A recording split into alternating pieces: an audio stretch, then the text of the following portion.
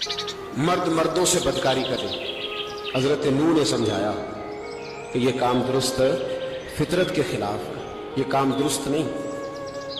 جب انسان یہ کام کرتا ہے تو زمین اور آسمان کانپتے ہیں. اب میں کیسے کھول کے بتاؤں، میرے پاس اعداد و شمار ہیں کہ پاکستان کے اندر اس کام کی کیفیت کیا ہے اور کس طرح کر کے لوگ، میں تو رونا روتا رہتا ہوں داڑھی کا. لوگ کئی دفعہ کہتے ہیں حضرت صاحب پہلے بھی آئے تھے تو داڑھی کی بات، پھر بھی آئے تو داڑھی کی بات. تو میں رونا روتا ہوں، اس لیے روتا ہوں کہ جو کلین شیو نوجوان ہوتا ہے وہ امرد کے حکم میں ہے، اس پر وہی حکم لگتا ہے جو عورت پہ لگتا ہے.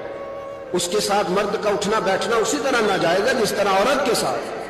حضرت جنید بغدادی رحمت اللہ تعالیٰ علیہ کے سامنے ایک شخص نے کہا وہ کتنا خوبصورت نوجوان جا رہا ہے، تو آپ فرمانے لگے تو حافظ قرآن نہیں. کہا ہاں. فرمانے لگے جا اپنے حفظ کی خیر بنا. وہ شخص کہتا ہے میں نے اس بغیر داڑھی والے کلین شیو نوجوان کو بری نظر سے دیکھا، مجھے قرآن پاک ہی بھول گیا، سارا قرآن پاک بھول گیا. اور کتنے سال میں دعائیں کرتا رہا، بیت اللہ کے طواف کرتا رہا، میں یاد بھی کرتا تو نہیں ہوتا.